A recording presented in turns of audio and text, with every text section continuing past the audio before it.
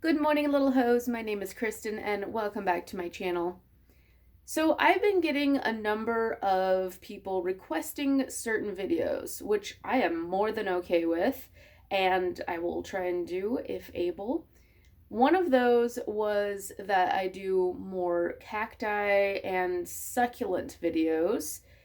And funny thing, not long after that comment posted, a coworker mentioned that I don't really seem to do a whole lot of videos lately on the succulents, but rather, my aeroids and other plants. So I am going to try and put more videos about them in, and I am rather dismayed at myself for not talking about some of these guys more.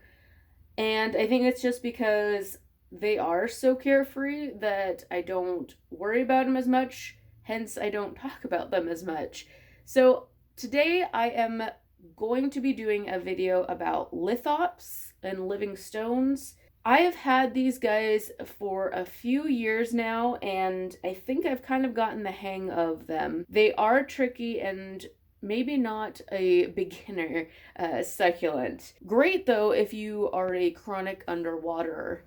I do want to say that when I started out, I did refer to this amazing channel called Desert Plants of Avalon. Lynn is amazing and she knows her stuff with all things cacti and succulent. So go check her out. I will leave a link below. Awesome, awesome channel, and I love her personality. Been watching her on and off for years. She gave some amazing tips, which I have followed and kind of adapted to my own, climate and needs. Let me show you my little lithops babies and a split rock. I'm always saying the Latin wrong on that, so I'll just put it on screen. But what I have learned is don't really water at all during the winter months, especially if you see this new growth. These are the dying old leaves, and that is the new baby. So if you were to water now, all that water moisture would just pool up under those dead leaves and cause it to rot out. I generally only water when I see that they are kind of fully died back and looking wrinkly. And these guys are looking like they need some water.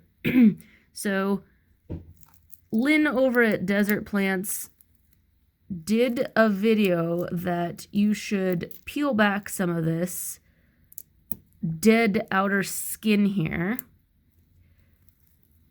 before you water them to just sort of help it along and prevent that from rotting out. So I had to set you down just because it was too difficult to pry off the little outer leaves, the dead leaves, while holding the phone.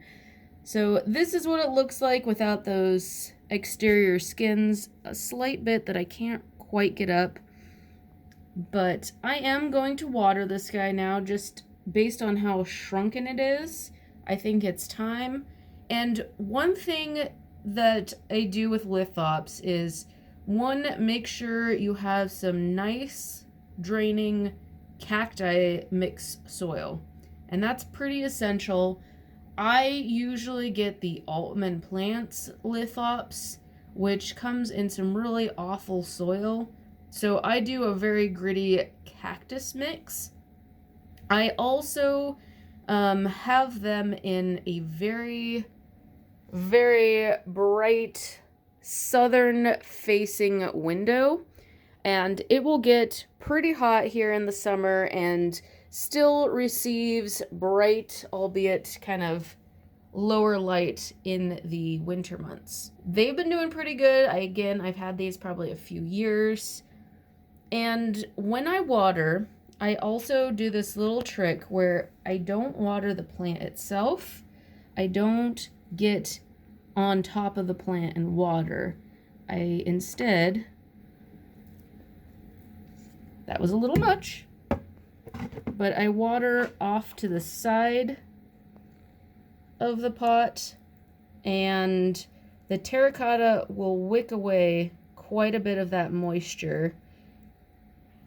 I don't water directly on the plant because it will collect that water, and you kind of want to avoid that because it's pretty easy to rot them out that way. As far as fertilizing goes, I hardly ever fertilize.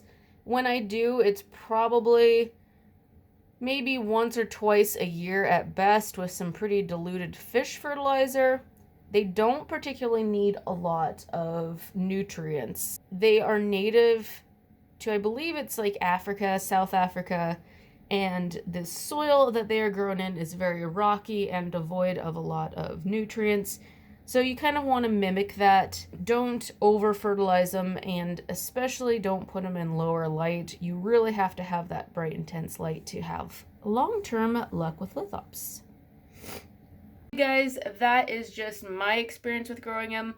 I'm not really one for doing videos on how to grow plants, just because there's a million different ways to grow a plant, and anyone that tells you differently is just wrong. One person can have great success doing it another way, and another will have the exact opposite. So there's no hard and fast rules with plants.